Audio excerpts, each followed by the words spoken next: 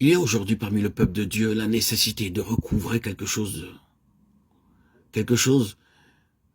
qui nous fait connaître que notre esclavage a été brisé, que nous sommes tirés d'affaire.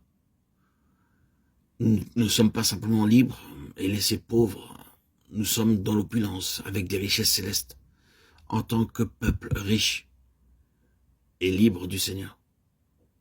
Que ce soit la loi de l'Ancien Testament ou celle du Nouveau, un très grand nombre de gens ne jouissent pas de la liberté de la vie dans l'esprit. Même le Nouveau Testament, malgré ses grandes doctrines, s'est cristallisé en un système de loi. Et les gens sont rabroués par cela.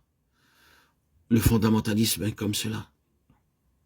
Le fondamentalisme en tant que tel peut devenir simplement un autre système de loi sans vie. Ces vérités sont exactes, mais en lui-même, il tombe dans la catégorie de ce dont parlait l'apôtre Paul quand il faisait la distinction entre la lettre et l'esprit. Romains 7, 6. En effet, il disait, vous pouvez avoir la lettre, qui est parfaitement juste, parfaitement exacte, parfaitement vraie, même la vérité dans son exactitude pour devenir quelque chose qui vous introduit dans l'esclavage. Et vous dérobe votre liberté, votre joie et votre bien-être.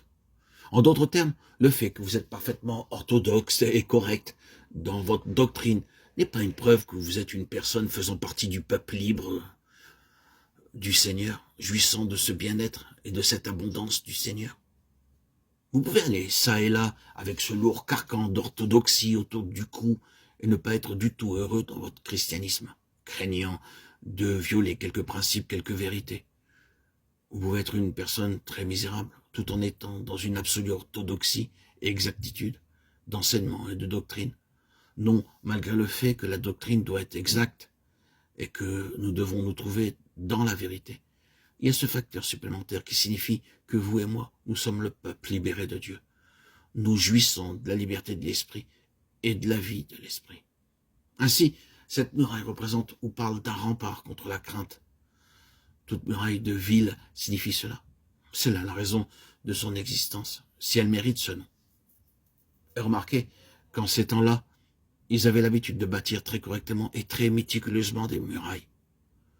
Ce n'étaient pas des choses construites en matériaux de moindre qualité qui basculeraient, quoi qu'en pût dire Tobia. Si un renard s'élance, il renversera leur muraille de pierre, Néhémie 4.3. Que tous les renards de la création s'élancent contre cette muraille, et ils ne la renverseront pas. Les murailles sont destinées à être des remparts contre la crainte. Vous vous trouvez à l'intérieur de cette muraille, et vous êtes en sécurité, vous êtes affranchi de la crainte, débarrassé de la sensation d'être emmené en captivité. C'est là la signification de la muraille.